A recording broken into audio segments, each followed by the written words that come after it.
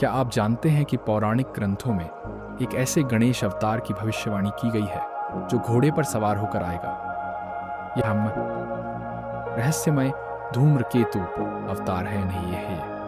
वाह, यह तो बहुत रोचक है। हमेशा तो हमने गणेश जी को मूषक पर सवार देखा है।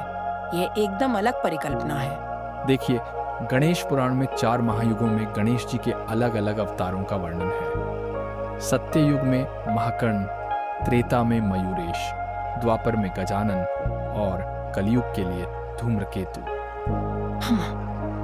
तो क्या हर अवतार की कोई विशेष भूमिका थी? बिल्कुल। युग में वे ब्रह्मा के साथ सृष्टि रचना में सहायक थे। त्रेता में दुष्टों का विनाश किया और द्वापर में वेदों की रक्षा की। लेकिन कलयुग का धूम्रकेतु अवतार सबसे विशेष माना जाता है। ऐसा क्यों? इस अवतार में क्या खास है?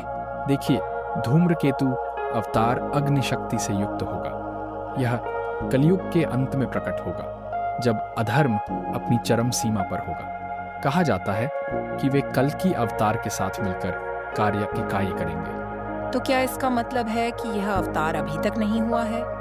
नहीं, लेकिन एक दिलचस्प बात यह है कि गणेश जी की चेतना हमेशा मौजूद रहती है। कई सिद्ध पुरुषों का मानना है कि वे स्वप्न, बच्चों के रूप में या विशेष अनुभूतियों के माध्यम से प्रकट होते से सने रहते ही भाई रहते हैं। यह बात तो बिल्कुल नहीं है। क्या आप इस चेतना के बारे में और बता सकते हैं? गणेश चेतना का गूढ़ रहस्य है। जब भी कोई सच्चा भक्त विघ्नों से घिरा होता है और बुद्धि का द्वार खोलता है, वहीं गणेश जी की चेतना कार्य करने लगती है। यही कारण है कि उन्हें बुद्धि के देवता कहा जाता है।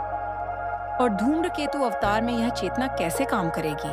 धूम्रकेतु अवतार में यह चेतना एक सामूहिक रूप लेगी। वे न केवल अधर्म का विनाश करेंगे, बल्कि एक नई चेतना का विकास भी करेंगे। भविष्य पुराण में कहा गया है कि हम अवतार जन धर्म की पुनर्स्थापना करेगा। तो क्या हमें इस अवतार की प्रतीक्षा करनी चाहिए?